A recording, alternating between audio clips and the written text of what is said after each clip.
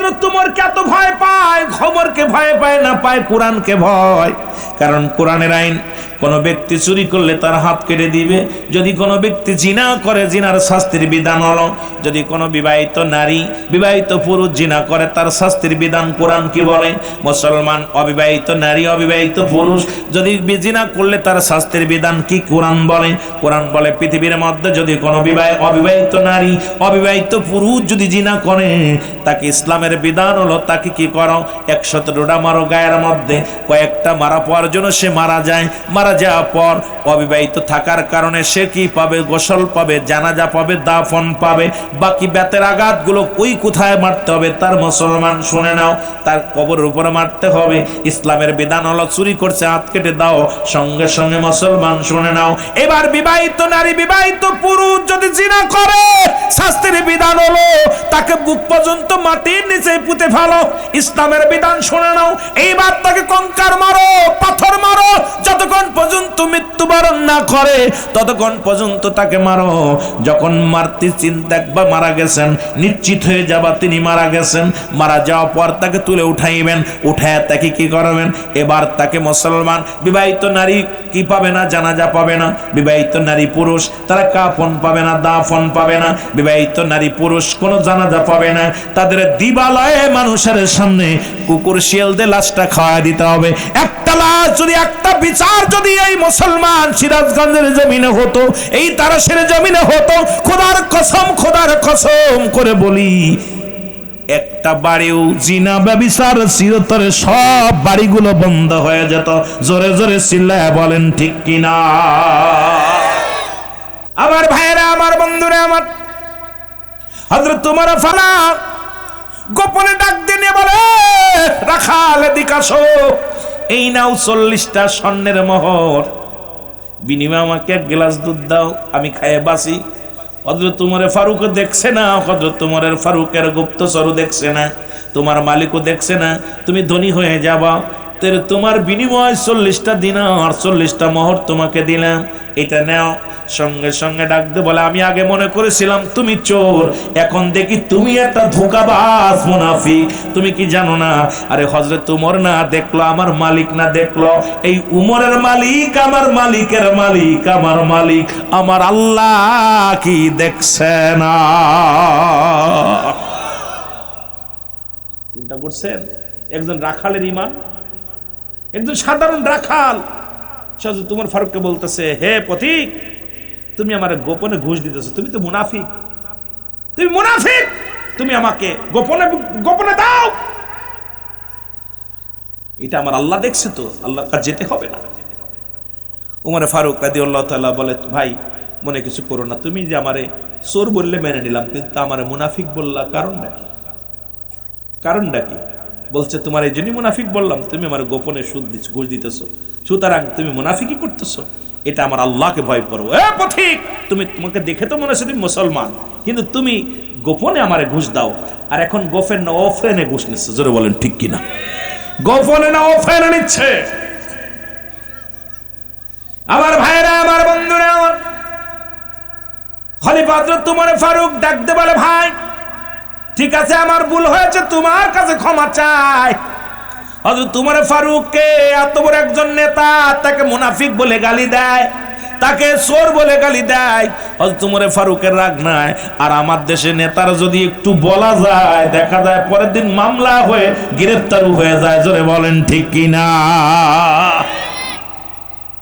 এত বড় খলিফা, তিনি তখন প্রতিনিধিত্ব করতেছেন, তারপরও তাকে মুনাফিক, চোর, বাটপার যা বলছে, মুখে আসছে তা বলতেছে, কিন্তু ওমর রাগে নাই, চুপ করে বসে আছে। যার হযরত ওমর ফারুক যে রাস্তা দিয়ে যায়, সেই রাস্তায় 40টা দিন পর্যন্ত শয়তান ভয়তে ঢোকে না।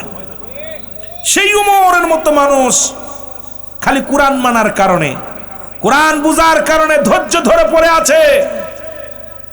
এবার ডাক দিয়ে বলে, ও রাখাল, তোমার কি জীবনে কোনো চাপা নাই? বলে, শুনে নাও পথিক, আমার দুইটা জিনিস আমি চাই, যদি আমার আল্লাহ পুরা করে। একটা হলো নাম্বার ওয়ান হলো আল্লাহ যেন আমার ইমানের সঙ্গে মৃত্যু দেয়, যেন আমার মরণ যন্ত্রণা আমার রব্বি কারীম আমারে কমায় দেয়। পৃথিবীর মধ্যে 3টা বিপদ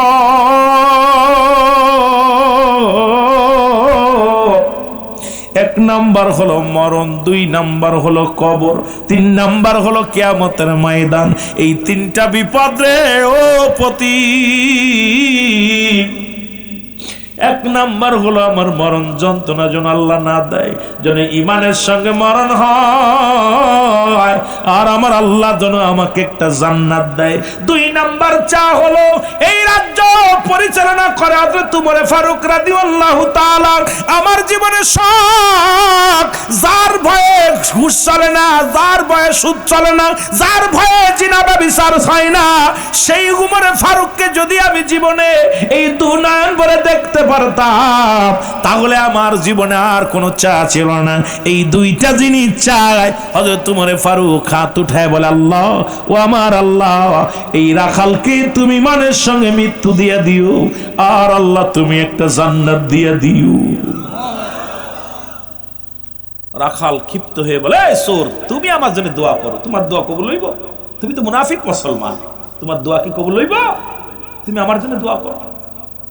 ওমর ফারুক এবার বলে, ও ভাই, তুমি আমার যাই বলো রাগ করো, তোমার জন্য দোয়া করে গেলাম। 2 নাম্বার, তুমি উমরকে দেখতে চাও? বলে, জি, আমার জীবনে উমরকে দেখার জন্য আমি একাধিকবার গিয়েছি মসজিদ নববীর মধ্যে, কিন্তু একবারও যাইতে পারি নাই। দামি মানুষ, কোটি টাকার মালিক যারা, ওই ময়দান তারা ধরে রাখে, যার কারণে আমার উমরের সঙ্গে দেখা করার সুযোগ হয় নাই, কথাও বলতে পারি নাই। বড় দুঃখ মনের ভিতরে, জীবনে একবার হলেও হযরত ওমরকে আমি সরাসরি দেখতে চাই। ডাকতে বলেন খলিফা হযরত ওমর ফারুক, ছদ্মবেশী ওমর ফারুক ডাকতে বলে, ও রাখাল, তুমি আজকে ফজরের নামাজটা ওই মসজিদি নববীর মধ্যে যা পড়বা, কারণ আজকে ফজরের নামাজের ইমামতি হযরত ওমর ফারুক রাদিয়াল্লাহু তাআলা করবে। জোরে জোরে চিল্লায় বলা যাবে না মারহাবা? কেমন নেতা দেখছেন, ইমামতিও করে। আর আমাদের দেশের নেতাদের যদি কই, ভাই জানাজার নামাজ পড়েন দি,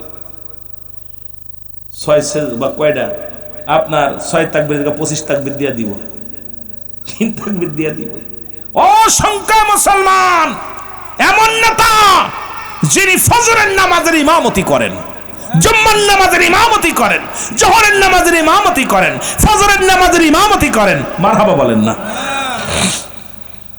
বলিয়া চলে গেলেন মুসলমান। এবার বাড়ি আসলেন, রাখাল বাড়ি আসলেন। বাড়ি আসিয়া কি করলেন? মাগরিবের নামাজ, ঈশার নামাজ আদায় করে চিন্তা করে, হারে, এই লোকটাকে এত গালি দিলাম, একবার উত্তেজিত হলো না। এই লোকটাকে এত বকা দিলাম, মন খারাপ করলো না। এই লোকটা যে এত ভালো মানুষ, এই লোকটার মতো ভালো মানুষ আর জগতে পাওয়া যায় না মনে হয়। লোকটা আর জানতেন, যা বলেছে মিথ্যা বলে নাই। আমি আজকে ফজরের নামাজ মসজিদ নববীর মধ্যে যেয়ে পড়ব, আর হযরত ওমরকে দেখব। যেহেতু লোকটা বলেছে, যদি দেখা হয় তাহলে আমার জীবনটা বড় ধন্য হয়ে যাবে। উনি কি করলেন? ঈশান নামাজটা আদায় করে রওনা দিলেন, গুটি গুটি পায়ে রওনা দিয়ে চলে গেলেন মসজিদ নববীর মধ্যে। এবার উনি গেলেন যখন রাত গভীর, দেখেন এমন সময় মুসলমান তাহাজ্জুদের নামাজ ওই মসজিদের ভিতরে দেখে দাঁড়ায় দাঁড়ায় হযরত উসমান গনি রাদিয়াল্লাহু তাআলা তাহাজ্জুদের নামাজ আদায় করতেছেন। ও মুসলমান, নামাজে পড়তেছেন, আযান তখন হয় নাই, উনি নামাজ পড়ে বসে আছেন। এমন সময় আযান দিল, মুয়াজ্জিন আযান দিল। আযান দিলে হযরত উসমান গনি রাদিয়াল্লাহু তাআলার কাছে যাইয়া ওই মুসলমান কি বসলেন, এইবার উনি রাখাল যে বসলেন। এবার উসমান গনি রাদিয়াল্লাহু তাআলা উনাকে দেখেই বলেন, ভাই, আপনাকে তো ইতিপূর্বে কোনোদিন সামনের কাতারে দেখি নাই, আপনার বাড়ি কই গো? আপনি কি মসজিদে নিয়মিত মুসল্লি? বলে, আমি নিয়মিত মুসল্লি না, আমার বাড়ি পাশের গ্রামে। আরে আজকে কি আপনি বলেন, আগে বলেন, হযরত ওমর ফারুক কি ইমামতি করবে কে? আজকে ফজরের নামাজের ইমামতি করবে কে? উসমান গনি রাদিয়াল্লাহু তাআলা ডাক দিয়ে বলে, ভাই বসেন, আযান তো কেবলমাত্র হলো, আজকে ফজরের নামাজের ইমামতি করবে হযরত ওমর ফারুক রাদিয়াল্লাহু তাআলা। হুজুরে জোরে বলেন মারহাবা। ওমর ফারুক ওদেরকে বলছে, ভাই ওমর ফারুক না আসলে তা কি খবর? আমার জীবনের শখ, ওনাকে একটু দেখবো। তা কইছে, ভাই তুমি আইবা আজকে কেন? কয়, হুজুর আজকে বসবো সামনে, আর আগামীকাল থেকে আমি আর সামনে বসবো না। আজকে দেখা হয়ে গেলে আর আমি সামনে বসবো না। গায়ের মধ্যে কাপড়ের মধ্যে ময়লা, গরিব রাখালের কাপড়ের মধ্যে ময়লা, কাপড় ছিঁড়া ছুটো কাপড়, সামনের কাতারে যে বসছে। তুমি বলতেছে আমি এই কাপড় নিয়ে উসমান গনি রাদিয়াল্লাহু তাআলা ভাই আপনি প্রতিদিন আসবেন, প্রতিদিন সামনের কাতারে দাঁড়াবেন, কারণ একমাত্র ইমাম ব্যতীত মসজিদের মধ্যে কারোর জায়গা নির্ধারিত নয়। আজকে আমাদের দেশে অসংখ্য মসজিদের মধ্যে যা দেখবেন ইমামের জায়গাও ব্যতীত, ইমামের জায়গা থাক আর না থাক, সভাপতির জায়গা, সেক্রেটারির জায়গা, হাজী সাহেবের জায়গা নির্দিষ্ট আছে, জায়নামাজ পড়া আছে, মুসল্লিরা দাঁড়ায় গেছে মসজিদের মধ্যে নামাজে, কিন্তু জায়নামাজ খালি রয়েছে। ইমাম জিগায়, ইমামরে জিগায়, ইমাম সাহেব এনে কেউ দাঁড়াবে নেই, কয় এখানে দাঁড়াইবে মেম্বার সাহেব, চেয়ারম্যান সাহেব, এখানে দাঁড়াইবে কোন সাহেব, কয় এখানে দাঁড়াইবে মুসলমান এমপি সাহেব, এখানে দাঁড়াইব কে মুসলমান ফাঁকা আছে, কয় এখানে দাঁড়াইব মসজিদের সভাপতি। দেখা যায় সভাপতি আসে না, দেখা যায় জায়গাটা পুরো খালি রয়েছে। জোরে জোরে চিল্লায় বলেন ঠিক কি না? অসংখ্য মসজিদে জায়নামাজ পেরে রাখছে, যেন বাপদাদার সম্পদ, আল্লাহর ঘর ভাগ করে নিছে। ওই জায়গার কেউ দাঁড়াবে না, ওখানে হাজী সাহেব দাঁড়াবে। আর হাজী সাহেব দাঁড়াইতে না, ইমাম সাহেব নামাজ জায়নামাজে কে দাঁড়াইছে? ইমাম এখন নত মানুষ, কয় হুজুর হাজী সাহেব আপনি তো আসেন নাই, দাঁড়িয়ে গেছে পারে, আমি পরে আসি, তাই বলে আমরা জায়নামাজ কেউ দাঁড়াবে? যে মসজিদে ইমাম ব্যতীত অন্য মানুষ অগ্রাধিকার খাটাতে চায় ওই মসজিদে নামাজ হবে না, কারণ মালিকানা খাটাইতে চায়। একমাত্র ইমাম ব্যতীত সব জায়নামাজ উঠিয়ে দাও।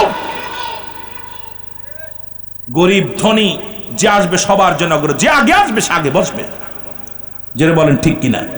যদি আপনাকে কেউ হাত ধরে সামনে দেয় আলহামদুলিল্লাহ, যদি কেউ দেয়, আপনি গার পথ দিয়ে যেভাবে যাচ্ছেন, সামনের কাতারে যাচ্ছেন, আর যেভাবে মানুষকে ডেম্মাইতেছেন, যেভাবে মানুষকে মসজিদের ধনী গরিব সব বাংলাদেশ অধিকাংশ মসজিদে ধনী গরিব যাচাই বাছাই করা শুরু করছে। যদি কেউ মহব্বত করে ডাক দেয় সেটা ভিন্ন ব্যাপার, সম্মান করে ডাক দেয় সেটা ভিন্ন ব্যাপার। কিন্তু আমি অসংখ্য মসজিদে দেখেছি ইমাম সাহেবের পাশে জায়নামাজ খালি, কয়েকটা পাশে পাতা আছে, আবার মসজিদের মধ্যে চেয়ার পাইতে থুইছে, চেয়ারের পিজার পাইতে থুইছে, চেয়ার আর কেউ বসবে না, ওই লোক আসবে, ওই সেই পঙ্গু বেটা কন দিও এখন সামনে থুয়ে দিছো নিয়ে, ওই যে মাজায় বেতালা পড়বো, এই জন্য চেয়ারটা খালি আছে, চেয়ার অনেক ফাঁকায় রয়েছে, উনি আসে নাই, চেয়ার খালি। কি অবস্থা! এটা কি ইসলামের বিধান? কষ্ট হচ্ছে আপনাদের? আমার ভাইরা, আমার বন্ধুরা, আমার আযান শেষ হওয়ার পর হযরত উসমান গনি রাদিয়াল্লাহু তাআলা বললেন আপনারা যে যেখানে আছেন সবাই সুন্নাত নামাজ আদায় করেন। সুন্নাত নামাজ সব আদায় করে বসলেন। ফরজ নামাজের সময় হয়ে গেল। হযরতে খলিফা হযরত ওমর ফারুক রাদিয়াল্লাহু তাআলা উনি মসজিদের মধ্যে প্রবেশ করলেন। লোকজন উঠে দাঁড়াইলেন নামাজের জন্য। আর ওনাকে দেখেই এবার রাখাল বারে বারে বলে আল্লাহু আকবার, আল্লাহু আকবার, আল্লাহু আকবার। লোকজন বলে কি হলো, তুমি আল্লাহু আকবার দাও, কারণ কি? এখনো তো নামাজ ইমাম সাহেব শুরু করে নাই। ইমাম সাহেব নামাজ দাঁড়ায় যদি সূরা কিরাত ভুল করে, তাহলে তুমি তাকবীর দিবা, কিন্তু তুমি আগেই তাকবীর দাও। কারণটা কি? কারণ সব মানুষ তো উনার দিকে তেরে গেলেন, তুমি এই পাগল দাঁড়াইছে সামনে এসে নামাজটা তো নষ্ট করলো। সব লোকজন যখন উনার দিকে তেরে গেলেন, হযরতে খলিফা হযরত ওমর ফারুক বুঝতে পেরেছে সেই পাগলটা আসছে। ডাকতে বলে ভাই আপনারা শান্ত হন, নামাজ শেষ করে আমি ফয়সালা দিব, তার আগে না, কারণ নামাজটা আগে সুন্দরভাবে সময় হয়ে গেছে, আদায় করে নেন। জোরে জোরে চিল্লায় বলা যাবে না মারহাবা। ওক্তি হয়ে গেছে, এখন আদায় করেন, তারপরে সমাধান দিব। কিন্তু রাখালের তো মনে মনে চোর বেটা, সেই গুন্ডা বেটা নামাজ পড়াইছে, ঘটনাটা কি? এবার যখন মুসলমান ডাকতে বলেন ভাই সবাই নামাজ শেষ হয়ে গেল, হযরত উসমান গনি রাদিয়াল্লাহু তাআলা ডাকতে বলে ভাই আপনাকে ভালোবেসে কাছে বসতে দিলাম, আপনি এরকম তাকবীর দিলেন, আল্লাহু আকবার ধ্বনি দিলেন, কারণটা কি? বলে শোনেন কেন দিছি। গতকালকে এই লোকটার সঙ্গে আমার দেখা হয়েছিল, ওনার গায়ের মধ্যে কাপড়ের মধ্যে 22টা তালি ছিল, আর এই লোকটাই আমারে বলছিল দুধ দিতে বলেছিল, আমি দুধ দিই নাই। এরপরে আমার ঘুষ দিয়েছিল 40টা মোহর দিয়েছিল, এই মোহর আমি নিই নাই, কারণ উনি আমার একটা সুর, উনি একটা মুনাফিক মানুষ, উনি কেমনে ইমামতি করে আমার বুঝি আসে না। আমার হযরত ওমর ফারুককে আসবে না, উনাকে দেখার জন্য আমি আসছি। উনাকে তো দেখার জন্য আসি নাই, আমি আসছি খলিফা হযরত ওমর ফারুককে দেখার জন্য। উসমান গনি রাদিয়াল্লাহু তাআলা ডাক, দেখো ভাই তুমি যাকে চোর বলছো, তুমি যাকে মুনাফিক বলছো, উনি আর কেউ নয়, উনি হলেন আমাদের খলিফা, ইসলামের দ্বিতীয় খলিফা হযরত ওমর ফারুক রাদিয়াল্লাহু তাআলা। জোরে জোরে চিল্লায়া বলা যাবে না মারহাবা। কয় কি কোন? যেটা সত্য সেটা বলতেছে। পরে উমরে ফারুক ডাক দিয়ে বলেন, ভাই গতকালকে এই হয়েছিল, এই হয়েছিল, এই শোনেন। তখন সঙ্গে সঙ্গে লোকটা বেহুশ হয়ে পড়ে গেলেন। আরে যার কথা শুনলে মানুষ থরথর করে কাঁপে, তাকে আমি গালি দিয়েছি, তাকে মন্দ বলেছি, একবার আমার দিকে চোখ পাকাই নাই, একবার আমার ধমক দেয় নাই, রাগ করেন নাই। আরে এমন খলিফা, আমি তাকে কি না জানতে কত কথা শোনায় ফেলেছি। সঙ্গে সঙ্গে হযরত উমর ফারুক বুকের সঙ্গে জড়িয়ে ধরলেন, ধরে বলে, রাখাল রে, আজকে তুমি আমারে আজকে চোখ খুলে দিছো, আমার আর বুঝতে বাকি নাই। কারণ এই দুনিয়ার মধ্যে কোরআন যারা মানে জীবনেও ঘুষ খাইতে পারে না, দুর্নীতি করে না, এটা আমি প্রমাণ করেছি। আর ছদ্মবেশে যখন মহল্লার মধ্যে গিয়েছি, আমি নিজ চোখে দেখেছি একজন রাখাল হইয়া এই দুনিয়ার মধ্যে অর্থের লোভ করে নাই, গরিব মানুষের সম্পদের লোভ করে নাই। তার ইমানি জজবা, তার ইমানটা দেখে আমি খলিফা হযরত উমর ফারুক বড় আশ্চর্য হয়ে গেছি। আমি আল্লাহর কাছে দোয়া করি, আল্লাহ আপ তোমাকে যেন একটা জান্নাত দান করে। আর তোমাকে দেখা, তোমাকে আমিও দেখেছি, তুমিও দেখেছো, আর এখন তুমি আমাকে প্রাণ ভরে দেখে না। হুজুরে বলেন মারহাবা। চিন্তা করছেন যে লোকটা এইভাবে ছদ্মবেশে, শুধু তাই নয় মুসলমান শোনা নাও, খলিফা হযরত উমর ফারুক একদিন রাতের অন্ধকারে ছদ্মবেশে উনি রওনা দিলে, যা দেখলেন জিন্ন শূন্য একটা ঘর। এই ঘরের মধ্যে যা সালাম দিছে, আসসালামু আলাইকুম ইয়া আহলাল বাইত, ঘরের ভিতরে কাছনি আযাদ আলাইকুম আসসালাম। কয় ঘরের ভিতর থেকে এক মহিলা বাইরে আসলো, একটা মেয়ে ছেলে বাইরে আসলো, কাবু মহিলা, ঘরের ভিতরে বাচ্চারা কান্দে, অনাহারে আছে। হযরত উমর ফারুক রাদিয়াল্লাহু তাআলা ডাক দিয়ে কয়, মা তুমি ঘরের মধ্যে, ভাঙ্গাচুরো ঘরের মধ্যে বসে আছো, খাবার টাবার আসেনি ঘরের মধ্যে? কয় বাবার আজ 3 দিন আমি অনাহারে, 3 দিন খানা খাই না। খলিফা হযরত উমর ফারুক ডাক দিয়ে কয়, মা এটা কি উমর জানে? তুমি উমরের কাছে জানাইছো, কি উমর কি জানে? মহিলা কয়, বড়া পড়া উমর, তারে কেন জানাবো? সে তো আমার খলিফা, সে আমার খবর নেবে, আমি কেন তার কাছে যাব? আমি কি দায় ঠেকেছি তার কাছে যাব? চিন্তা করছেন? মহিলা বলতেছে, আমি কি দায় ঠেকছি না তার কাছে যাব? আমি তার মুসলমান, শোনে নাও, সুতরাং তার রাজ্যে আমি বাস করি। যুবক, তারে কেন আমি খবর নিব? সে আমার কেন খবর নেই নাই? আমি আল্লাহর আদালতে মামলা দিলাম, ইয়াউমাল কিয়ামতের ময়দানে আল্লাহ যেন হযরত উমরকে না ছাড়ে। খলিফা হযরত উমর থরথর করে কাঁপন শুরু করেছে। কয়, বুড়ি মা, তুমি উমরের বিরুদ্ধে এত বড় অভিযোগ দিতেছো গো মা? উমরের কাছে তো যেতে পারতে, খবর দিতে পারতে। কেন খবর দিব? সে তো খলিফা, আমি তার রাজ্যে বাস করি, আমি তার প্রজা, সে আমার রাজা, কেন তার খবর নিব? সে আমার কেন খবর নেই নাই? আমার খবর না নেওয়ার কারণে আমি তার বিরুদ্ধে অভিযোগ করবো, আল্লাহর কাছে মামলা দিলাম। এমন সময় হযরতে আলী রাদিয়াল্লাহু তাআলা মজলিসে হাজির হয়ে গেলেন। হযরত আলী রাদিয়াল্লাহু তাআলা এসে সালাম দাও, আসসালামু আলাইকুম আমিনুল মুমিনিন। যখন আমিনুল মুমিনিন বলে সালাম দিছো, ওয়ালাইকুম আসসালাম, বুড়িমা থরথর করে কাঁপন শুরু করেছে, বুড়িমা কাঁপা শুরু করেছে। খলিফা হযরত উমর ফারুক কয়, বুড়িমা তুমি কাঁপো কেন? কয়, বাবা রে, আমার ভুল হয়ে গেছে, তুমি যে উমর আমি বুঝতে পারি না, চিনতে পারি না। মা গো, বাবা গো, তুমি আমারে ক্ষমা করে দিও, তোমারে কত কথা শোনাই ফেলেছি। খলিফা হযরত উমর ফারুক বলে, মা গো, তুমি ঠিকই শুনাইছো, তুমি আমারে ঠিকই শুনাইছো মা। তবে শোনো, এবার খলিফা হযরত উমর ফারুক পকেট থেকে কিছু মোহর বাইরে করিয়া হাতের মধ্যে দিয়ে কয়, মা এগুলো রাখো, আর এই চামড়ার কাগজের মধ্যে লিখে দাও, আমি আল্লাহর আদালতে উমরের বিরুদ্ধে কোনো মামলা দায়ের করব না। কারণ উমরের বিরুদ্ধে যদি তুমি মামলা দায়ের করো, আমি ধরা পড়ে যাব।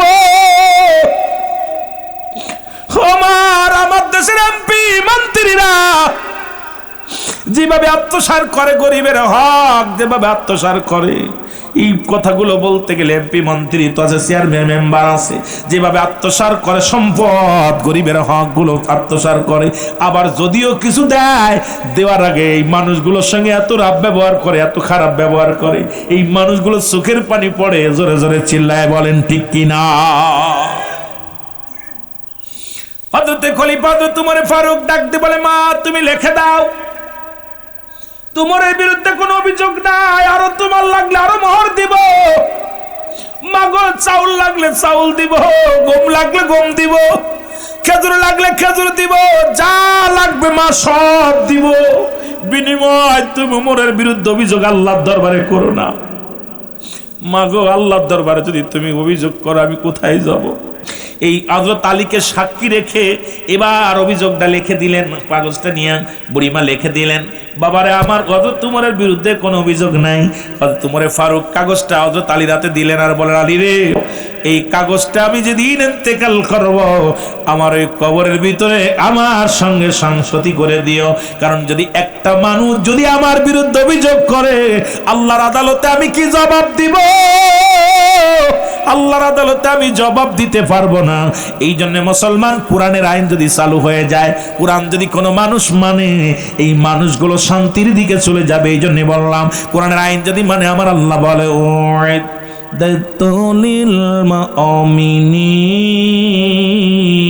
মুমিনদের জন্য, মুত্তাকিনদের জন্য আল্লাহ রাব্বুল আলামিন প্রস্তুতি করে রাখছে 8টা জান্নাত। জোরে জোরে বলেন মারহাবা, আর একটু জোরে চিল্লায় বল আল্লাহু আকবার। সুতরাং মুমিন হলেই জান্নাত, বেঈমান কাফের হলেই জাহান্নাম, ঠিক কি না? দুকাবাজি করবেন জাহান্নাম, শান্তি নামাজ পড়বেন, হালাল খাইবেন, সৎ পথে চলবেন, চরিত্র ঠিক করবেন, আল্লাহ জান্নাত রেখেছে, একটা নয় দুটি নয়, প্রস্তুতি করে রাখছি ইমানদারদের জন্য, মুমিনদের জন্য, একটা নয় দুটি নয়, 8টা জান্নাত। এই জান্নাতে যদি যেতে হয় নামাজ ছাড়া যাবে না, এই জান্নাতে যদি যেতে হয় মিথ্যা বলা যাবে না, এই জান্নাত যদি পেতে হয় সকলখুরি করা যাবে না, বাটপারি করা যাবে না, গুন্ডামি করা যাবে না। পৃথিবীর মধ্যে মুসলমান শুধু তাই নয়, আপনারা একটা আলোচনা হযরত উমর ফারুকের কথা শুনেছেন। মুসলমান হযরত উমর ফারুক আরেকদিন রাতের অন্ধকারে যখন রওনা দিলেন, প্রতিমধ্যে দেখে ঘরের মধ্যে বাচ্চারা কান্নাকাটি করে। হযরত উমর ফারুক সালাম দিলেন, আসসালামু আলাইকুম মা। বলে ওয়ালাইকুম আসসালাম। কয় মাগো, ও মা, দেখলাম অনেকক্ষণ আমি তোমার ঘরের দরজায় দাঁড়িয়ে আছি, দেখি বাচ্চারা কান্নাকাটি করে, তুমি শুধু রান্না করো রান্না করো, ওই পানি টকবক টকবক করে, তাদেরকে সান্ত্বনা দিলে বাবা রান্না হলে খাবার দিব। তোমার বাচ্চাগুলো কাঁদতে কাঁদতে ঘুমায় পড়লো মা। মাগো, তোমার সন্তানগুলো ঘুমিয়ে গেল কাঁদতে কাঁদতেই, তুমি তাদের খানা দিলা না। খলিফা ওমর বলে, বাবা আমি উমর ফারুকের রাজ্যে বাস করি, আমার ঘরে কোনো খাবার নাই, আমার বাচ্চারা খোদার যন্ত্রণায় কাঁদতেছিল, আমি পাথর পানির মধ্যে পাথর দিয়া জ্বালাইতেছিলাম, এই পাথরগুলো টকবক টকবক করতেছিল। এ বাবা, ও বাবা, আমি মা, দুঃখিনী মা, আমি দুঃখিনী মা, তোমারে কি বলবো, কারণ সন্তানেরা খানা চাইতে চাইতে ঘুমিয়ে পড়েছে, এই পাথর তো খানা হবে না, আমি ওমরের রাজ্যে বাস করি। কয় মাগো দাঁড়াও, এক দড়ি দৌড়াইছে বাড়ি চলে, মুসলমান বাইতুল মালে যায়, ডাক দেখো, মুসলমান শোনো, আসলাম রে, আয় তাড়াতাড়ি আয়, বাইতুল মালের দরজাটা খুলে দে। বাইতুল মালের দরজা খুলে দিলেন। আসলাম রে, আমার এই আটার বস্তাটা আমার মাথায় উঠায়া দে। আসলাম বলে, হুজুর আপনি কি বলেন, আপনি নিজের মাথায় আটা বহন করবেন? কাসলাম রে, আরে আমার রাজ্যের একটা মানুষ না খেয়ে আছে, আমার রাজ্যের মানুষগুলো আল্লাহর কাছে আদালতে মামলা দেয়, আমি কি জবাব দিব রে আসলাম? আটার বস্তাটা আমার মাথায় উঠাই দে, তাড়াতাড়ি উঠাইয়া দে। আসলাম মাথায় উঠাই দিলেন, বলে হুজুর আমি নেই। কয় না, আমার নিতে দে, আমার বুঝা আমার কাছে দে। আরে কেমন নেতা, কেমন প্রতিনিধি, কেমন জনপ্রতিনিধি রে মুসলমান, কেমন খলিফা, নিজের বস্তা আটার বস্তা ঘাড়ে নিয়া উনি রওনা দিলেন। ও যুবক বাবারা আমার, শুনে নাও, এবার ঘরের মধ্যে যাইয়া ডাক দে, বলে মাগো এই নাও আটার বস্তা নাও, আজ তোমার সন্তানদেরকে রুটি বানায় খাওয়াও, আগামীকাল উমরের রাজ্যে যাবা, আমি ওখানে থাকবো গো মা, তোমারে বইলে একটু বেশি করে দিব, কারণ তোমার বাচ্চারাও না হারা আছে মাগো, তুমি যাবা, তোমার ব্যবস্থা করে দিব। মহিলা দোয়া করে, আল্লাহ হযরত উমর ফারুক যদি খলিফা না হয়ে এই লোকটা খলিফা হতো, যদি হযরত উমর ফারুক যদি প্রতিনিধি না হইয়া এই যুবকটা হতো, আল্লাহ এরা কেন প্রতিনিধি করো না, এরা কেন খলিফা করো নাই।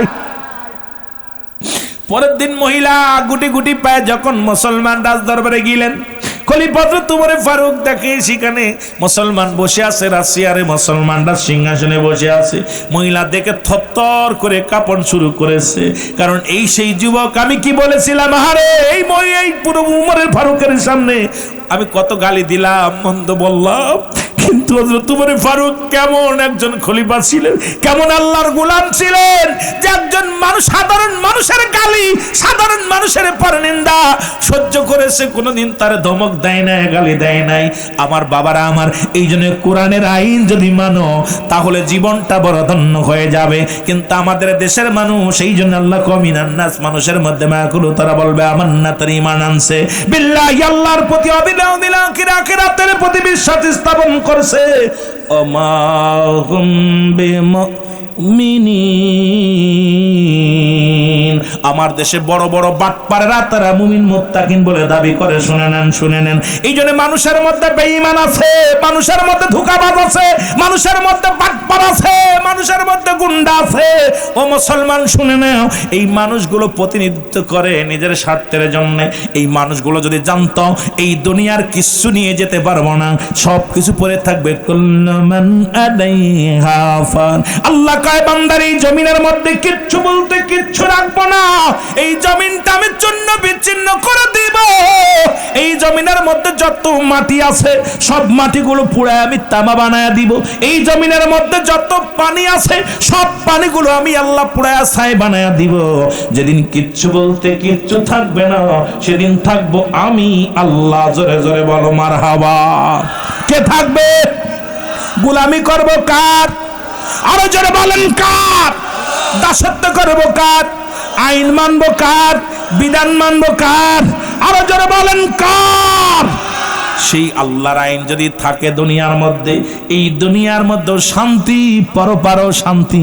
কোরআন মানলেই শান্তি আর শান্তি, কারণ কোরআন কিছু মানবেন কিছু মানবেন না, আইন কিছু মানবেন কিছু মানবেন না।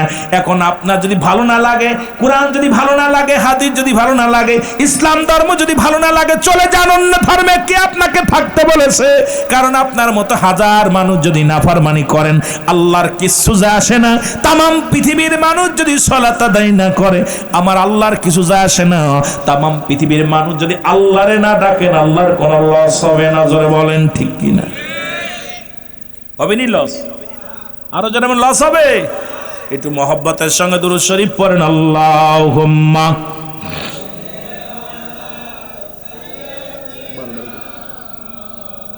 ফজরের নামাজ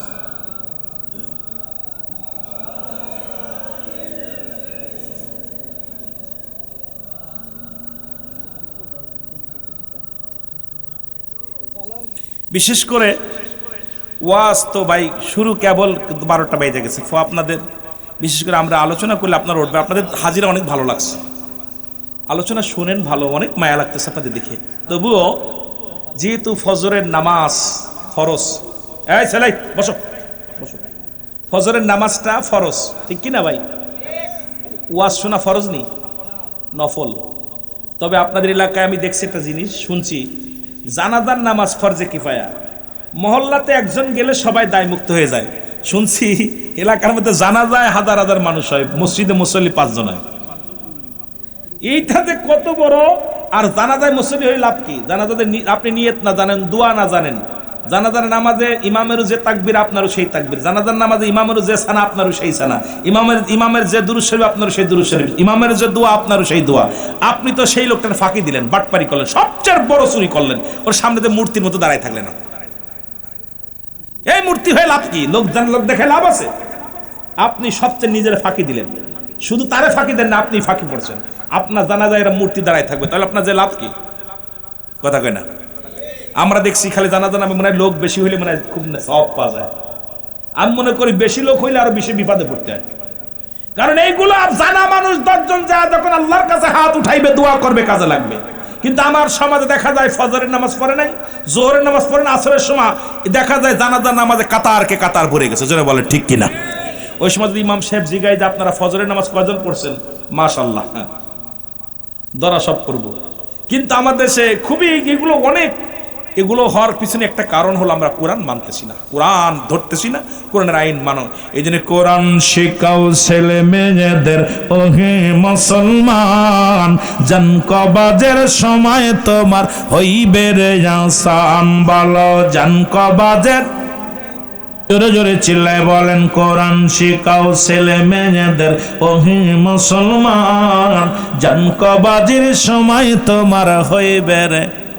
ওগো একটা ছেলে আলেম হলেন, পড়বে কোরআন মরণ কালে, তোমার থেকে ভেগে যাবে ইবলিস ও শয়তান। কোরআন শিখাও ছেলে মেয়েদের, ওহে মুসলমান, জান কবাজের সময় তোমার হইবে রে আসান। বলো জান কবাজের। শান্তি যদি পাইতে ছেলে মেয়েদের কোরআন শিক্ষা দিতে হবে।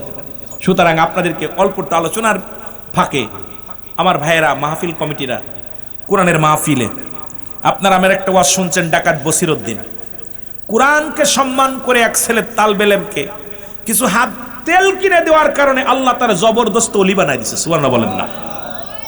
কিসকে? কোরআনকে ভালোবেসে। ওই ছেলেটা কোরআন পড়ে, বলতেছে হুজুর আমি, আমার মা নাই বাপ নাই, আমি কোরআনকে খুব ভালোবাসি, এই কোরআনে পড়তে পারে না। উনি টাকা দিয়া এই তেল কিনে দেওয়া পর কোরআন তেলাওয়াত করছে, পাগলে দোয়া করছে আল্লাহ পাক। উনি বায়াত গ্রহণ করছেন আপনার কুতুবউদ্দিন বখতিয়ার কাকির দরবারে। উনি যে বায়াত গ্রহণ করার পর ডাকাতি ছেড়ে দিয়ে আল্লাহর প্রতি অনুগত হয়ে গেছে, আল্লাহ তাআলা এই দুনিয়ার মধ্যে ডাকাত বসিরউদ্দিনকে আল্লাহর ওলি বানাই দিয়েছে। সুবহানাল্লাহ বলেন না? সুতরাং সেই কোরআনের মাহফিল, তাফসীরুল কোরআন মাহফিল, এই কোরআনের মাহফিলে আপনারা দয়া করে সবাই একটু পকেটে হাত দিবেন। আমার ভাইয়েরা যাবে, একটু জিকির করবেন, লা ইলাহা ইল্লাল্লাহ জিকির করবেন, আর তালে তালে আমার ভাইয়েরা দিবে, একটু মহব্বতের সাথে জিকির করুন, লা ইলাহা।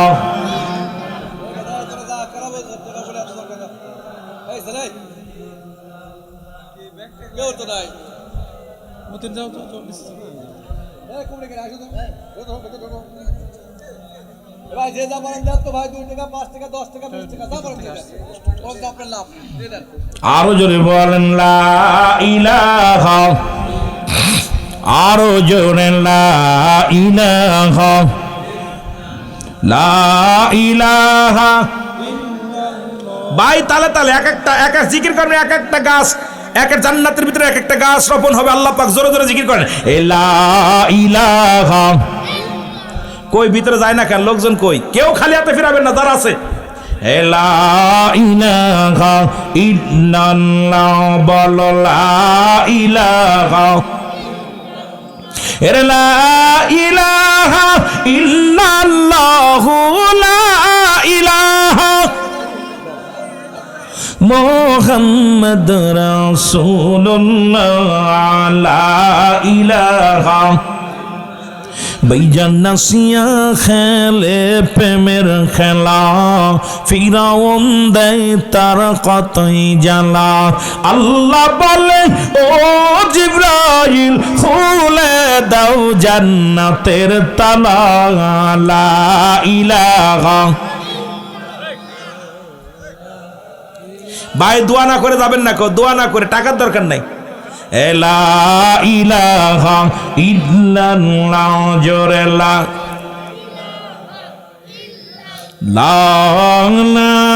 ইলাহা মুহাম্মাদুর। ওরে নাই কোন মাবুদ আল্লাহ ছাড়া, বলো নাই কোন মাবুদ, লা ইলাহা ইল্লাল্লাহ, লা ইলাহা মহব্বত, লা ইলাহা, লা ইলাহা মুহাম্মাদুর সাল্লাল্লাহু আলাইহি ওয়াসাল্লাম। মহব্বতের সঙ্গে দুরূদ শরীফ পড়ুন, আল্লাহুম্মা সাল্লি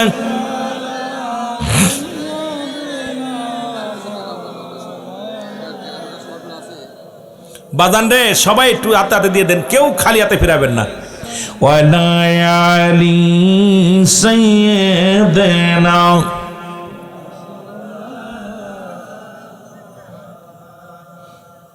হয়নি ক হবে না কো এমন সজন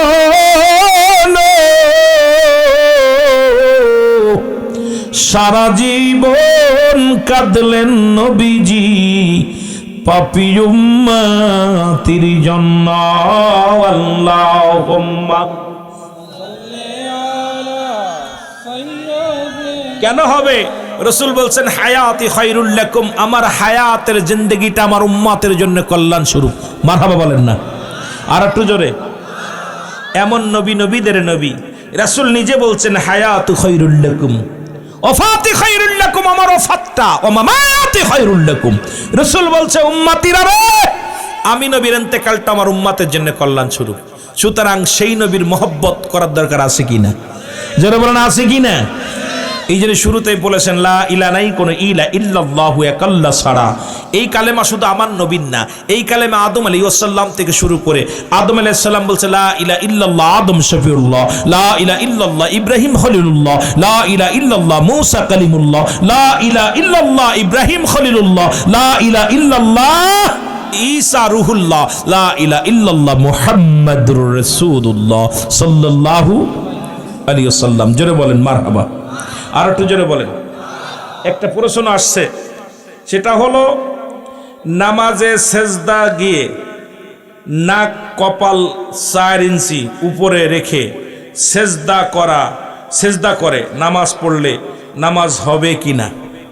এখন উনি যদি অসুস্থ থাকে, নামাজ দাঁড়িয়ে পড়তে হবে, দাঁড়ায় না পড়লে বয়া পড়তে হবে, বয়া না পড়লে শুয়া পড়তে হবে, শুয়া না পড়লে ইশারায় পড়তে হবে, ইশারায়। এখন যদি উনি অসুস্থ হয় সেটার মাসলা হলো আলাদা, কথা বুঝেননি? আলেমুলামা আছেন, যদি উনি অসুস্থ হয় এখন ওই পর্যন্ত যাইতে পারে না, এখন উনি হালাত বুঝতে হবে।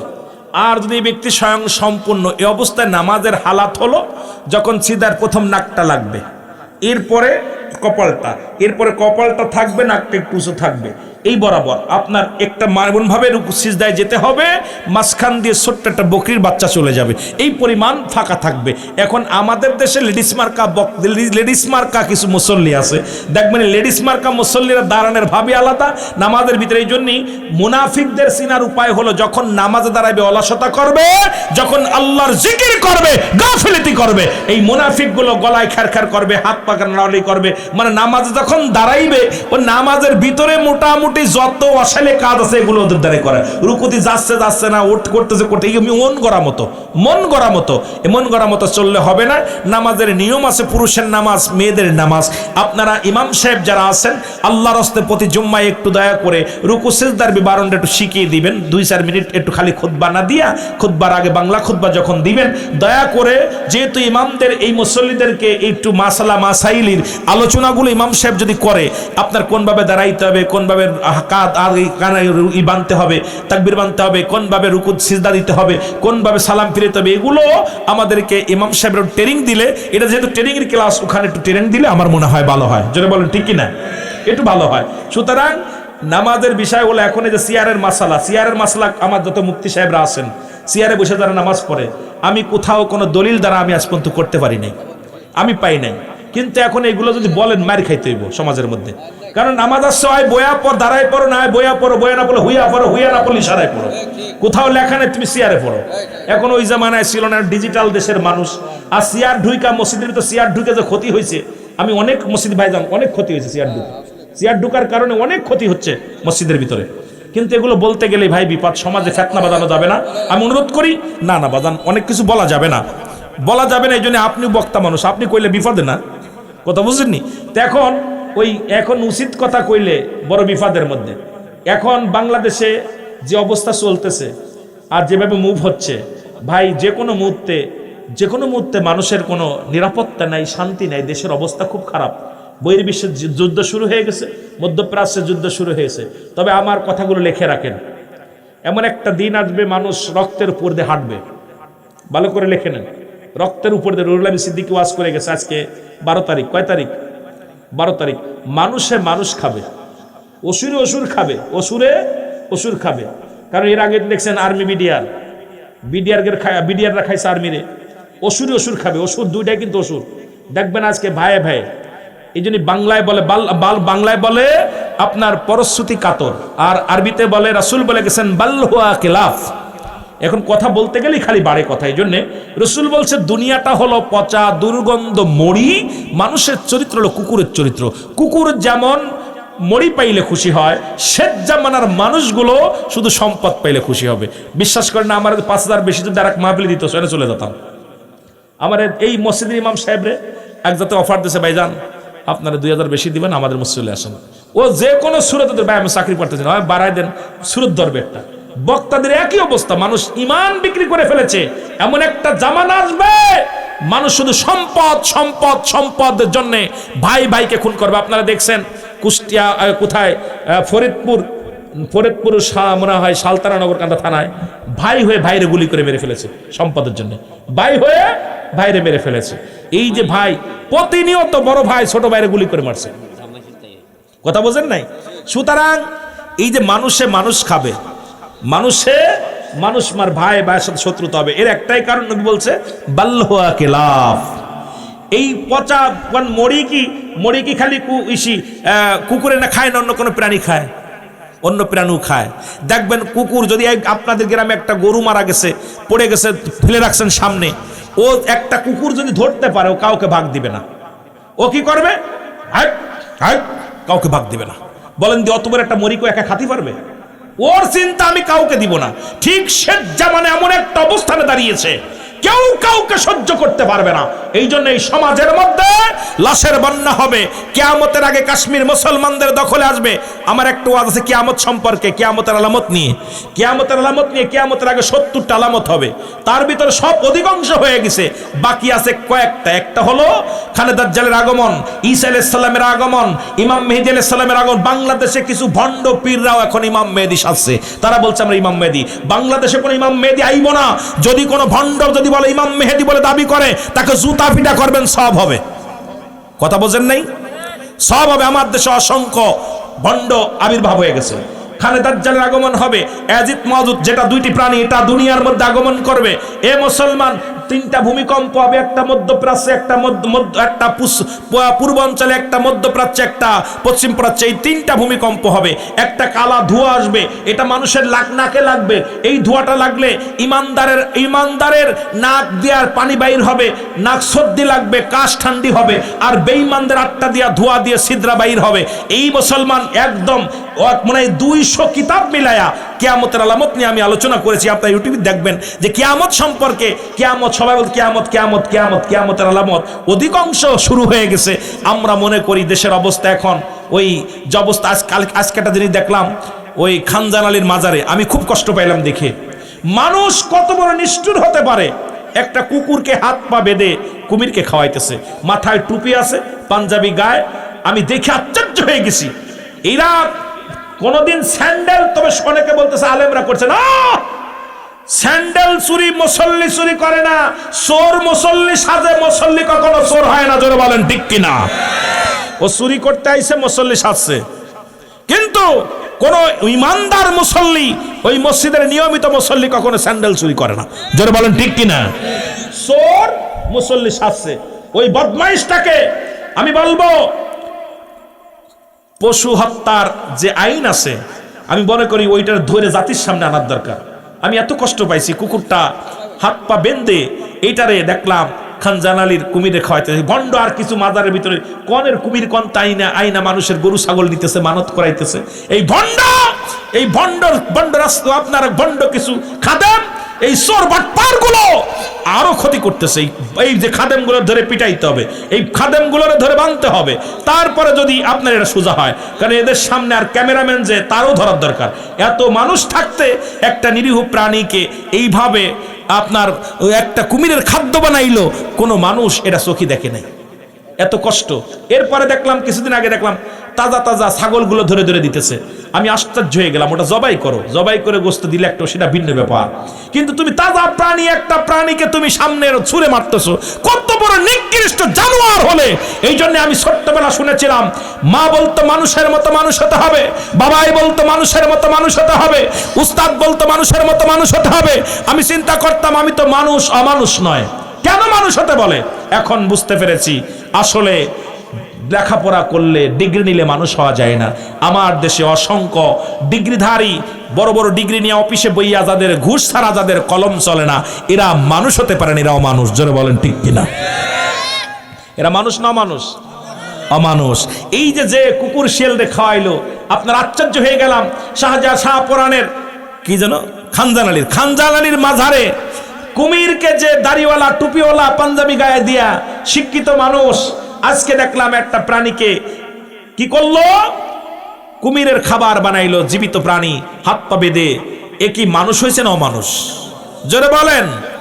বড় বড় ডিগ্রি নিয়ে ডাক্তার হইয়া চেম্বারে বইয়া যারা টাকার জন্য অপারেশন থিয়েটারে যায় না, এরা মানুষ হয় না, এরা অমানুষ।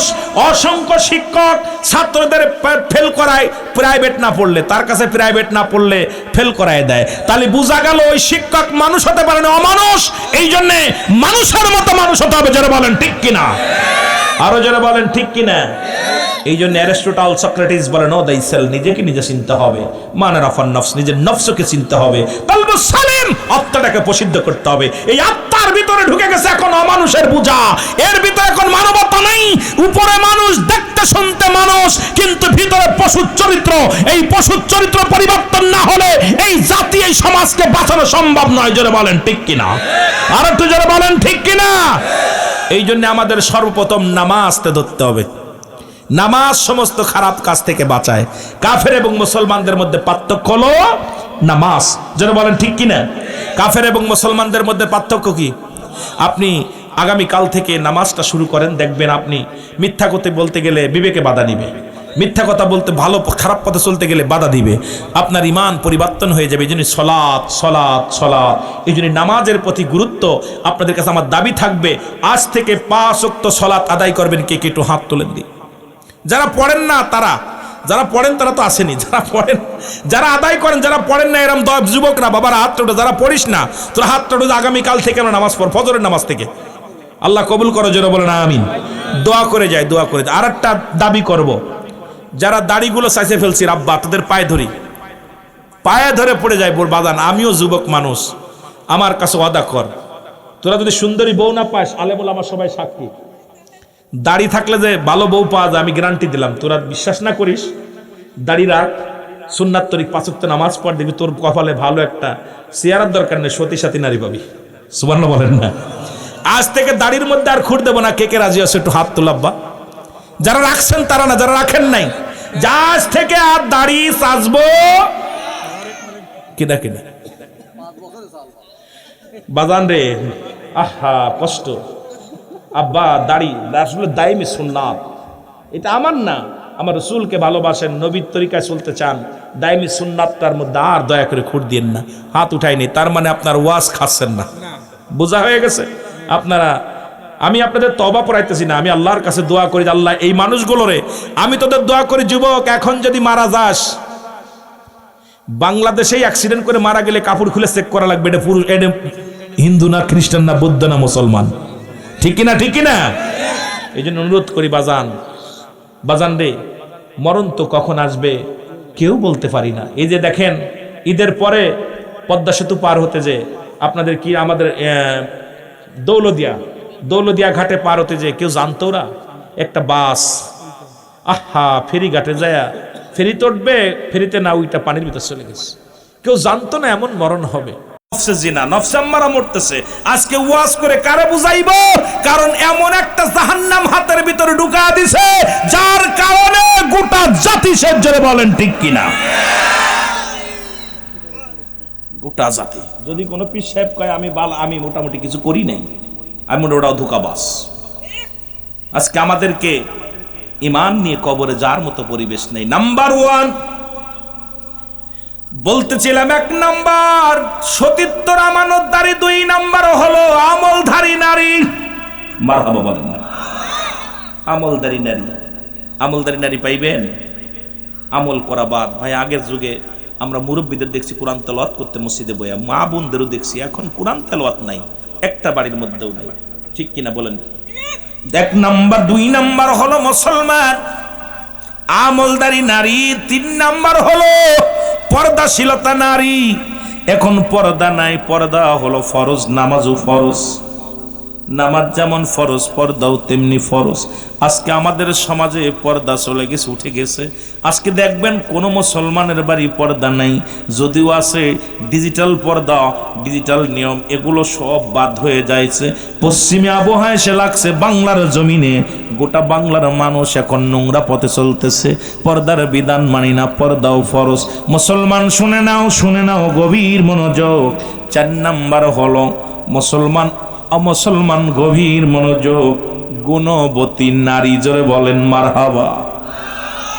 কি নারী? গুণবতী। আগের যুগে যখন মুরব্বীরা বিয়ে শাদী করাইতো, আগে মাতৃকুল পিতৃকুল যাচাই বাছাই করে বিয়ে করেতো।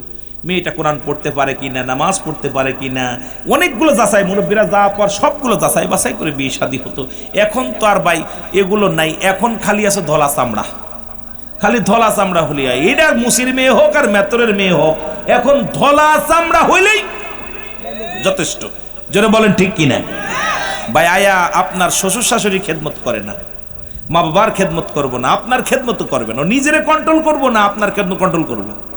রান্না করতে গেলে নিজের আপনারও নিজে সাজুগুজু করবো না, আপনার বাপমার খেদমত করবে, সেবা করবে না, আপনার খেদমত করবো, কারোরই পারে না সমাজ। এই জন্যে আমাদেরকে বিয়ে করার সময় খুব সাবধান। গুণবতী নারীগুলো আল্লাহ যেন আমাদের কপালে জুটিয়ে দেয়। জোরে বলো না আমিন। 5 নাম্বার হলো আদর্শবান বাবা মায়ের সন্তান। এখন থেকে মুসলমান আজ থেকে প্রতিজ্ঞা করব, কোনো গাঁজাখরের সঙ্গে আত্মীয়তা করব না, কোনো মদখরের লগে আত্মীয়তা করব না, কোনো হিরণসির লগে কোনো মুসলমান আত্মীয়তা করব না, সুদখরের লগে কোনো আত্মীয়তা করব না, ঘুষখরের লগে কোনো আত্মীয়তা করব না। এলাকার মধ্যে কে কে ঘুষ খায়, কে কে সুদ খায়, কে কে মাদক ব্যবসা করে, কে কে মাদক সেবন করে, আমরা সবাই জানি। প্রয়োজন হলে বুড়া হয়ে যাব, ওদের সঙ্গে কোনো আত্মীয়তা করব না। রাজি আসুনি? যুবকেরা রাজি আছো? হাত উঠে নাই। ওরে গাঁজাখোর, মদখোর, ঘুষখোরের মেয়ে যত বড় সুন্দরী হোক, টাকার মালিক হোক, বাড়ির মালিক হোক, ওদের সঙ্গে কোনো আত্মীয়তা নাই। যারা বলেন ঠিক কিনা? এই জন্য কোরআন আছে কাদের জন্য? আল্লাহ বলেন হুদাল লিল মুত্তাকিন, একমাত্র হেদায়েত প্রাপ্ত বান্দাদের জন্য আছে। সুতরাং হিদায়াত হইবি না, কোরআন পড়ে সারা জীবন বলে কোরআন মানবি, কোরআনের আইন শুনবি, কোরআন শুনবি। এটা যদি না মানো, এটা সবার জন্য কোরআন আসে না। কোরআন আসছে একমাত্র হেদায়েত প্রাপ্ত বান্দাদের জন্য। কোরআনের আইন যারা মানে অন্যায় করতে পারে না, কোরআনের আইন যারা মানে তারা জুলুম করতে পারে না, কোরআন বোঝে যারা, কোরআন মানে যারা ঘুষ খাইতে পারে না, সুদ খাইতে পারে না, কোরআন যারা বোঝে, কোরআনের বিধান যারা বোঝে, এই দুনিয়ার মধ্যে তারা মরতে রাজি, হারাম খাইতে রাজি নয়। জোরে বলেন ঠিক কিনা? সন্দেহ আসেনি? এই কথা কি সন্দেহ আছে? আল্লাহ বলেন যালিকাল কিতাবু লা রাইবা ফীহি, কোনো সন্দেহ নাই এটার মধ্যে, যা যা আছে শুনোটার মধ্যে সন্দেহ নাই। এই কোরআনুল কারীমের মধ্যে 30 পারা কোরআনের মধ্যে 114টা সূরার মধ্যে যতগুলো আয়াত, যতগুলো রুকু, যতগুলো হক্কর, যতগুলো পারা, যা যা আল্লাহ রাব্বুল আলামিন যা যা এর মধ্যে নাজিল করলেন, কোনোটা এর মধ্যে সন্দেহ নাই। আর সন্দেহ করলে ঈমান থাকবে না। জোরে জোরে বলেন ঠিক কিনা? এবার যারা সন্দেহ করবে তাদের জন্য আল্লাহ বলেন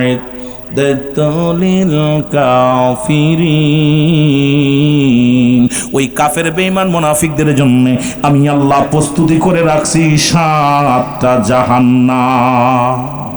কয়টা? কয়টা? কিটা কিটা যাবেন? আপনি যাবেন? 5 2টা বাড়ি মারলে সোজা হইবে। রাগ করেন না, রাগ করেন না, না বুঝলে তুই তো না। জাহান্নাম তৈরি করছে কাফের, মুশরিক, বেঈমান, ধোঁকাবাজ, তাদের জন্য।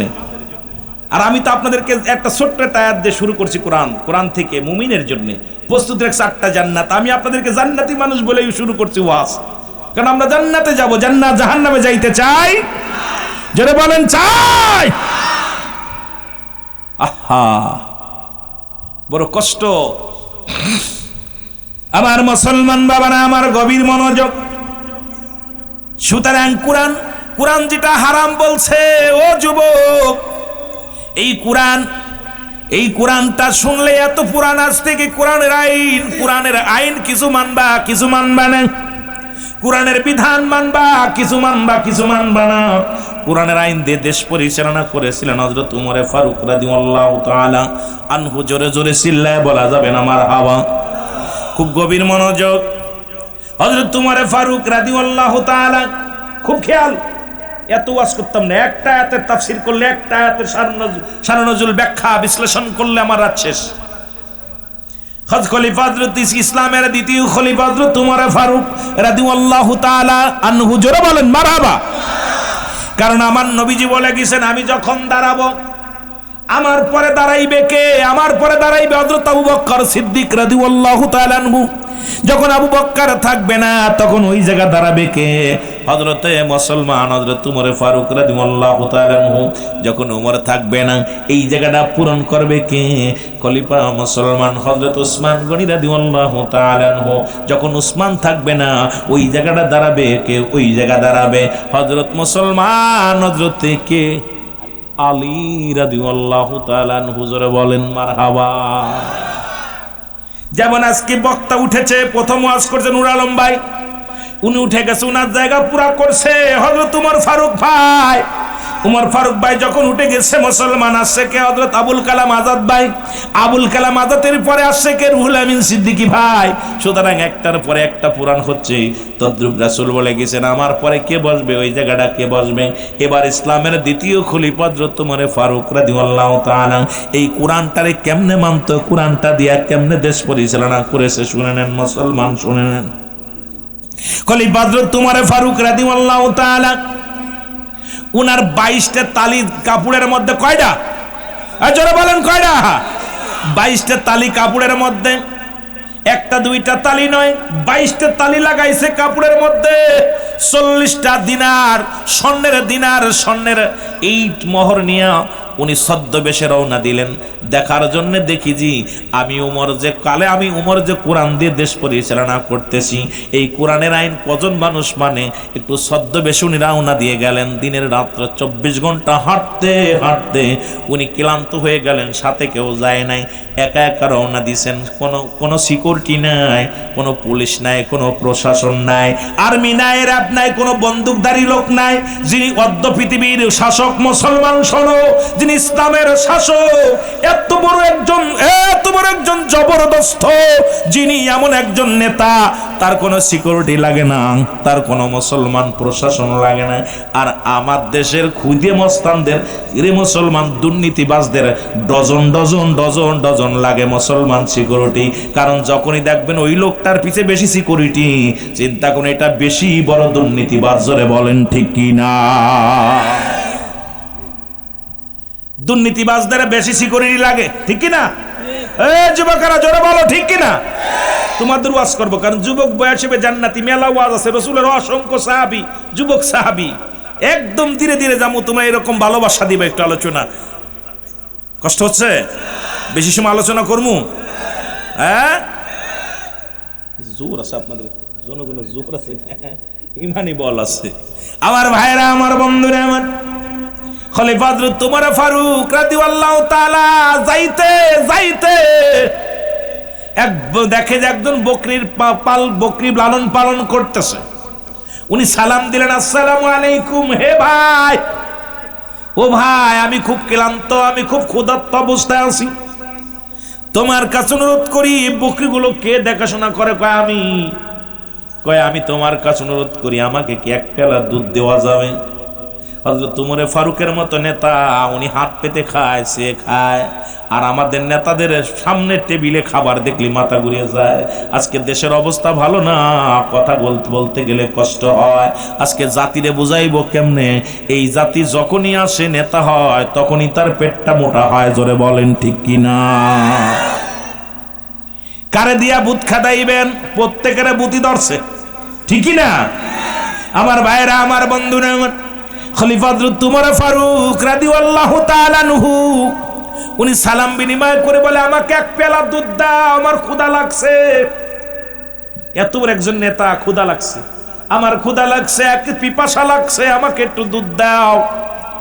তখন রাখাল ডাক দে কয়, ও পথিক, তুমি আমার কাছে দুধ চাইলে এটা দেওয়া সম্ভব না, কারণ এটা দেওয়া সম্ভব নয়। তুমি শুনে রাখো, এইটার মালিক আমি না, সুতরাং এই পশুগুলা আমি বিচরণ করি, দেখাশোনা করি, বিনিময়ে হাদিয়া পায়, এইটার রাখাল আমি।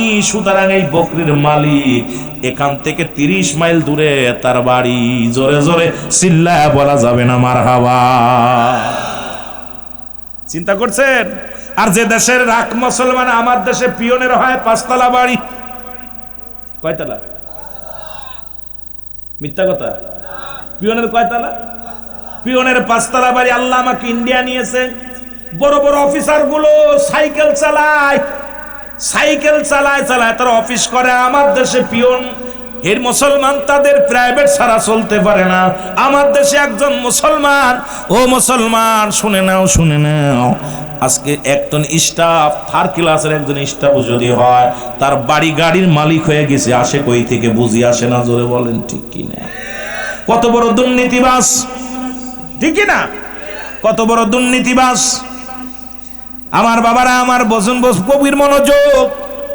খলিফা হযরত উমর ফারুক ডাক দেখো, রাখাল, তুমি আমার একটা উপকার করো, আমি পিপাসায় বড় কাতর হয়ে গেছি, আমাকে এক পেয়ালা দুধ দাও। তোমার মালিক তো দেখছে না, দহন করে দাও। কয়, তুমি একটা চোর। বন্দি নেতারে বলতেছে, এত বড় যিনি খলিফা, মুসলিম মিল্লাতের খলিফা, ইসলামের 2য় খলিফা, তিনি ক্ষমতাধারী মানুষ, তারে বলতেছে তুমি একটা চোর, তুমি আমারে চুরি করা শেখাও।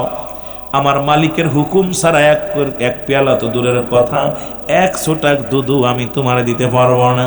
ওমরে ফারুক ডাক দেখো, রাখাল, আমি খুব ক্ষুধার্ত অবস্থা আছি, আমি চলতে পারি না, হাঁটতে পারি না, আর চলার মতো পরিবেশ নাই, তুমি একটু দুধ দিয়ে আমারে ঠান্ডা করো, কলিজাটা বাঁচাও, আমি বড় কষ্টের মধ্যে আছি। কয়, রাখাল ডাক দেখো, পতি, তুমি কার রাজ্যে বসে আমার 2 নাম্বারই শিখাও? তুমি কি জানো কার রাজ্য? এবার বলে, কার রাজ্যে তুমি বাস করো, তুমি জানো না? হযরত উমর ফারুক কয়, কার রাজ্য? কয়, জানো না, এটা উমরের রাজ্য। সুতরাং খলিফা হযরত উমর ফারুক কোরআনের আইন চালু করেছে। কোরআনের আইন, কোরআনের বিধান মানে, সুতরাং কোরআন দিয়ে দেশ পরিচালনা করে। যদি হযরত উমর ফারুকের গুপ্তচর জানতে পারে আমি তোমার এক পেয়ালা দুধ দিছি, আমার গর্দান যাবে, আমার গর্দান চলে যাবে। আমার মা চাকরি বড় জিনিস না, আমার গর্দান কেটে ফেলবে। কারণ খলিফা উমরের মতো শাসক ইতিপূর্বে আমরা আর দেখি নাই। জোরে বলেন মারহাবা। রাখাল বলতেছে, তুমি আমার বাড়ির মালিকের বাড়ি 30 মাইল দূরে যে চাইয়ে নিয়ে আসো। এখন উমরে ফারুক বলতে, বাজান, এত তো যাওয়া সম্ভব না, পানি খাইতে যাইতে যাই অনুমতি আনতে আনতে শেষ হয়ে যাবো, একটু দাও। তাকে, তুমি কি জানো কার রাজ্যে দাঁড়ায় তুমি ঘুষ শাসতেছো আমারে? এই রাজ্য পরিচালনা করে খলিফা হযরত উমর ফারুক।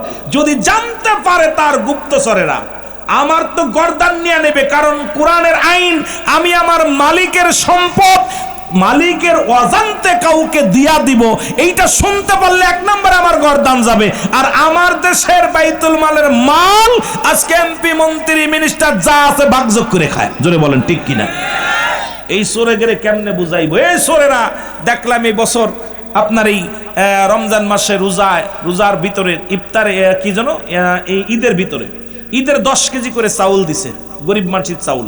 এই চোরেরা সেখানতে 3 কেজি চুরি করছে। আরে চোর, মাথায় টুপি আছে, মাথায় টুপি, দাড়িও আছে, লম্বা লম্বা দাড়ি, পাঞ্জাবি গায়ে, চোরে দিতেছে দেখলাম 7 কেজি কইরা, 6-8 কেজি কইরা। আমি আশ্চর্য হয়ে গেলাম, কত বড় চোর! গরিবের 10 কেজি চাউলের লোভ যারা সামলাতে পারে না, এই চোরেদের কাছে সম্পদ থাকলে এরা কি আমার আপনার দিব? এই যারা বলেন দিব, এরা আমানতের খেয়ানত করতেছে। এরপরে ধরছে, সাংবাদিকরা বলছে যে মাইপা দেখ 8 কেজি, 7.5 কেজি, 6 কেজি কাম সারছে। আমি আশ্চর্য হয়ে গেলাম যে গরিবের এই গরিব মানুষ বছরে মাত্র 10টা কেজি চাউল, আহা, সরকার থেকে বরাদ্দ করছে। এরাও আমার দেশের চেয়ারম্যান মেম্বার চুরি করে, ঠিক কিনা? এরাম চোর যদি একটা ইউনিয়নের চেয়ারম্যান হয়, এরাম চোর যদি একটা ওয়ার্ডের হয়, তাহলে দেখবেন মোটামুটি আমরা ধনী হয়ে যাব, ঠিক কি না? আহা, তোর কাছে চাইছে কিনা? তোর কাছে চাইছে কিনা? তোর লাগে তুই একা খা। গত পরশুদিনকে দেখলাম গোপালগঞ্জে আপনার এক পুকুরের মধ্যে প্রায় 10,000 লিটার না কত লিটার তেল পুকুরের মধ্যে ভরে ভরে থুইছে। আমি কদিন আগে নওগাঁ ওয়াজ করতে গেলাম, নওগাঁতে মাহফিল করে রাতের অন্ধকারে দেখি সব লাইট বন্ধ করে তেল দিতেছে। কথা বুঝেননি? আমার তো গাড়িতে তেল নাই, তেল একটা পাম্পেও দিচ্ছে না। চিন্তা করলাম মনে হয় এটা গেলে যাই বাতি অফ করে করে সব বেরেল পড়তেছে।